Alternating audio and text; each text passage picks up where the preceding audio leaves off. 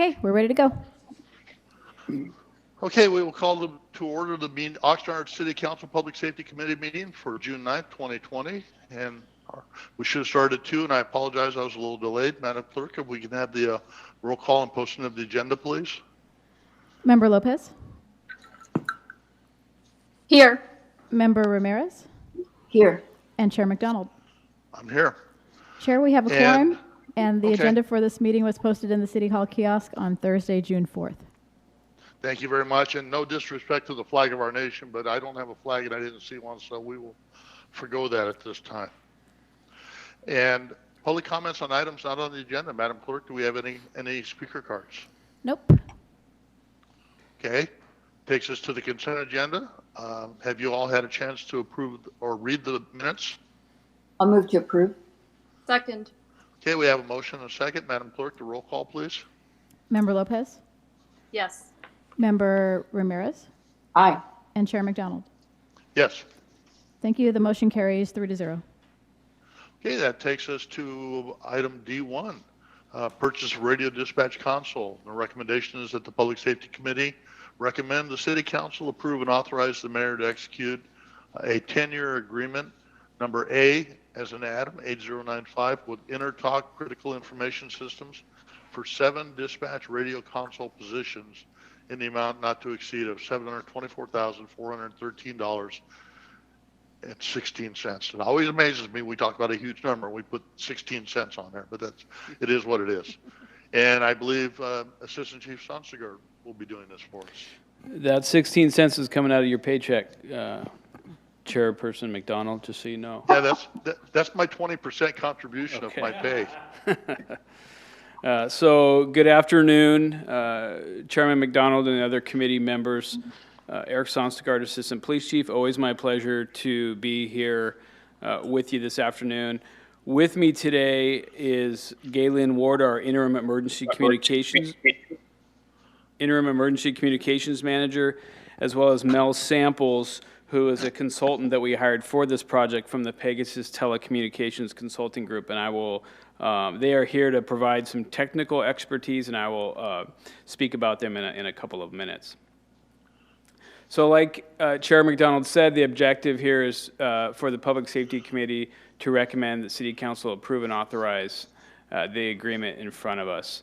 And it's for dispatch radio console positions, and I'm going to spend a little bit of time talking about what that actually is. So when you hear dispatch radio console system, I mean, if you're not familiar with public safety or have never worked in a police or fire agency, you might not know exactly what that is. It is akin to an ERP for a city. Not exactly the same, but it is basically the central nervous system for our field communications. So we have 24 hours a day, 7 days a week, 365 days a year. We have men and women out in the field, whether police officers, community service officers, booking officers, traffic safety assistants, and we need to communicate with them, and they need to communicate with each other. And at the heart of that communication system is what we call our dispatch radio console system. So our current system is what's called a Motorola Gold Elite. Sounds good. Motorola, very reputable company. Whenever you have the word elite or gold in the title, it's got to be good, presumably. Unfortunately, we purchased these in 2001. And the average service life when we purchased them was told to us, plus or minus around 10 years. They basically stopped manufacturing these in 2013. Parts and service were basically stopped in 2018. A couple of years ago, we had a fire in our radio console room, and it damaged some of the systems that we currently have. And we were unable to find replacement parts from a manufacturer. Our IT people actually went on eBay and found replacement parts. We had to send one of our people drive down to San Diego just to get the part from somebody that we bought off eBay. So that's basically what we're dealing with. So it was a good system at the time, but 10 years have come and gone, and we're approaching 20 years, and it's vital that we get a new system. So I'm the first to admit that I know very little about the technical capabilities and specifications of a system like this. We quickly identified that we needed to have some experts on this purchase. We signed a contract with Pegasus Telecommunications Consulting Group. It's Raymond, Grimes, and Mel Samples. They're experts in the field. Each of them have 20, 30, 40 years in the telecommunications field. And they assisted us with an RFP, and that RFP was to solicit proposals to furnish, install, configure, and support all the hardware and software necessary for a complete system. We published that RFP last year, August 1st, 2019. We had our vendor demonstrations presentations in October, and the contract was awarded in December. I want to back up a little bit and just tell you that the funding for this project, and we will be the first to admit, this has been like the project from HELL. We've had a series of events over the last 18 months that have continued to set this project back. And if it wasn't for Gaylin and Mel, my kind of two guardian angels for this project, we wouldn't be here today. In March of 2018, as part of the City Council's use of line of credit for large capital projects, the city authorized a $10 million line of credit, and this is really the last portion of that, really the last project that we identified back in 2018 that we were going to use that funding for. So, and let me just go back real quick. The RFP, I will say I have perused it. I have, and I have not read it completely because it is highly technical. The trade services agreement with the vendor that I'm going to talk about in a minute was about 400 pages of just technical specifications to buy a product that's about that size. And so it's highly technical, and that's where Gaylin and, more importantly, Mel and Ray from Pegasus Telecommunications came in. So we conducted the RFP, and we identified a vendor, Intertalk Critical Information Systems. They are headquartered in Nova Scotia, and they were identified as the best vendor for what we were looking for. Some of their clients include the California Highway Patrol, CAL FIRE, and some of the Oregon State Police and Fire agencies. So it is our intent to purchase 7 of these dispatch radio console systems that will allow us to have a fully outfitted emergency communications center at Oxnard Police Department. It will set us up for the next 10 to 15 years in the public safety communications field. And as you might have seen in the brief staff report, the radio console systems that we're looking to buy are like a dual platform. So if we ever switch to a digital format of telecommunications or possibly partner with other agencies in the county of Ventura, we don't have to get new systems. These systems are ready to go, and they can transition from analog to digital. So that's the end of my report on this purchase. Again, I have Mel and Gaylin here if there are any technical questions that I'm unable to answer, which will probably be everyone if you ask. Thank you. Thanks, Chief. Do the board or panel members have any, or committee members, whoever you are, have any questions for the chief or any of the other staff? I do. Sure, go ahead, Mayor Pro Tem. Okay, thank you. Thank you, Chief Sonstegard. A couple of questions. Obviously, we've got to update our equipment as needed, and we've seen that with our total financial program, our ERP. We've engaged in getting to the city because we just have to be more modern. I just want to ask a question about this. Is this supposed to work seamlessly with fire dispatch? I mean, is it the same thing? It's almost a basic question. Our dispatchers, when we call 911 for local, city, or regional stuff, our dispatchers send the call to the fire department, for example, or an ambulance. That is correct, yes. And this it looks like the goal is to be seamless communication with the internally and then externally as well, right?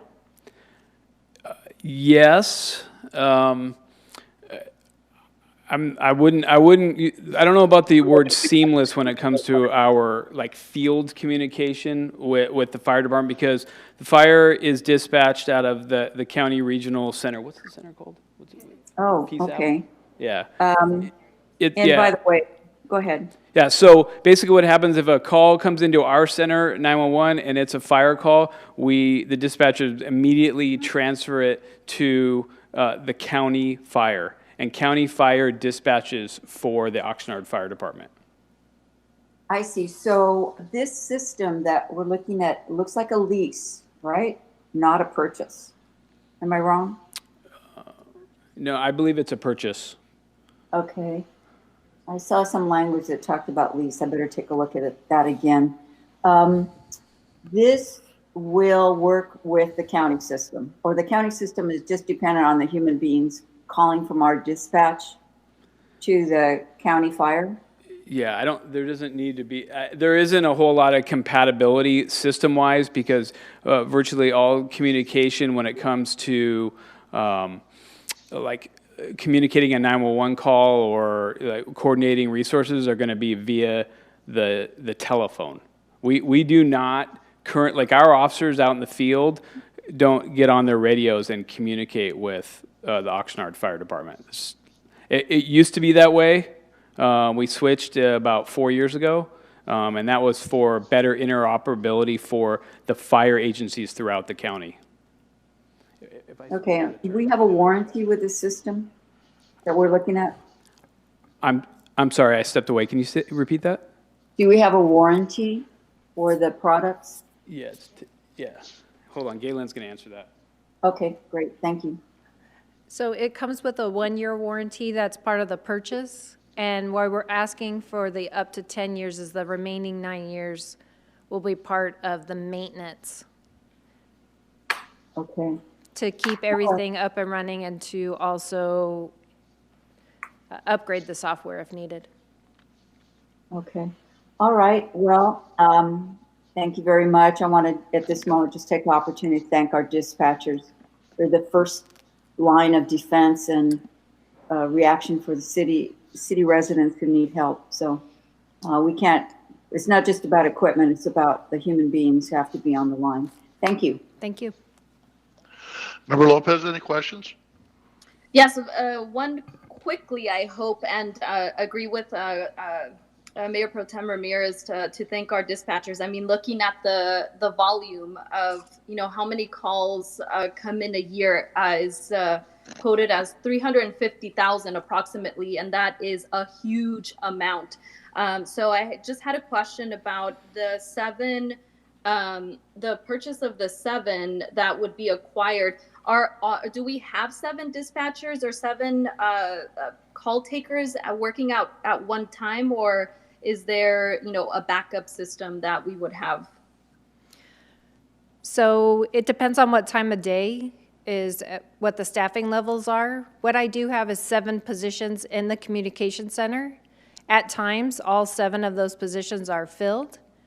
Currently, we only have a radio console at 6 out of the 7 positions. So that means one of the positions, even if we had enough dispatchers, you cannot work a radio from that position. Got it. Thank you. That answered my question. Thank you. You're welcome. And I was going to ask something similar to that. Are we designing a system that is somewhat compartmentalized, so if there's a failure of any of the one consoles that we can still operate instead of, and this is where I'll date myself, instead of having to go out and grab a black and white and pull it up in the parking lot to dispatch from a car or from the mobile command center. So I'm hoping we've built that into this system, that ability. I don't want to go too much into the nuts and bolts of it, but we did pick a system that had redundancy. Basically, any console that's in the center, it has two cards, and they have a heartbeat between each other. So if one of the heartbeats dies, the other piece of that equipment picks that up, keeps it operating, and gives us time to change out the card with ever having the system go down. Excellent. When you said the word redundancy, I knew that you were going to say the right answer. So thank you very much. I appreciate that. You know, for a while it was, we could send people to the moon, but we couldn't get a system that, you know, didn't require us to have a police car nearby to dispatch out of. So I'm glad we moved forward from there. What's the pleasure of the committee? I'll move the recommendation. And I'll second that, but I have a quick follow-up if you don't mind, Sure. Mr. Chair. And that would be a lot of time, you know, during the last fires, we had cell phone failures. And I'm wondering, obviously, we are dependent on the cell phone lines, correct? Are we dependent on landlines for the operation of this equipment? This equipment is not off of cell phones. It will be landline, all based landline. The only thing that it is based on out of quote unquote the cloud is if we need to have maintenance done or we have a problem, so that while they are in Nova Scotia, they can get right into our system without coming to California, and we can figure out how to fix our problem from there. Wow. Okay. Nova Scotia is far away. It is. Okay. Thank you. I will, of course, I did second it. So thank you very much. Thank you. Thank you. Madam Clerk, we have a motion and a second. If we can get a roll call, please. Member Lopez? Yes. Member Ramirez? Aye. Chair McDonald? Yes. The motion to approve carries 3-0. Thank you. And that takes us to items for future agendas. Are there any requests for future? Pardon me. Future I do agenda have- items. I do have one. Sure. You know, I think it would be really interesting if we're a public safety committee, and we didn't at least mention what is going on in our nation and actually around the world in reaction to what happened in Minneapolis with the death of George Floyd. So I'd like to just open a conversation in the future in this committee and with the full council about a deep look at how we're doing it. I'm very proud of our police department, in particular, how they, under current leadership with, I'm sure, the chief there, and I don't know who else is in the room, the leadership of really improving everyday community relations. But I think it behooves our city to be part of that national conversation. And I don't want to let this meeting go without saying that I think that it will be important for us to take a look and hear people who across the nation are aggrieved, and anybody who has ideas. We asked our law enforcement to do things that social workers and homeless advocates and mental health workers do, because we don't have the resources to have other people doing it. It's really kind of unfair. And I'd like us to just have that conversation and listen to people about how we can every day work on improving relations with our community, so that Oxnard is not just passive, but proactive in whatever we need to do to improve our whole city. I'll leave it there. Thank you. Okay, and I'm not sure that would even have to come to the committee. That might be a discussion that would better go directly to council, but I'll leave that to the decision of the city manager. Thank you. Member Lopez, any future agenda items? Thank you, Chair McDonald. I do second. I'm interested in having a conversation, as has been mentioned. And this other item that I would like to request, up to you as the chair in consultation with our city manager. But what I would also like to see is the council to consider a resolution similar to what I've seen very recently being done in some of our neighboring communities, addressing some of the concerns and the issues that have been brought forward by our Black community to condemn police brutality and declare racism a public health emergency. So I think it, I would like to see a conversation and discussion around that if it would be possible. We could probably include that in the discussion request by Mayor Pro Tem, and again, I'll defer to the city manager. I think bringing it to committee would probably delay the process, but I'll leave that up to the decision of the city manager. I think it's best to go straight to council with that. Thank you, Mr. Chair. This is the city manager, and we are working to organize a virtual town hall that we hope to have, hopefully, if we can get it organized by the end of next week. Thank you. Thank you. Thank you. Any other comments by the committee? Hearing none, we will adjourn the meeting. You all have a safe and wonderful day. Thank you. You too. Thank Bye, you. everybody. Bye-bye.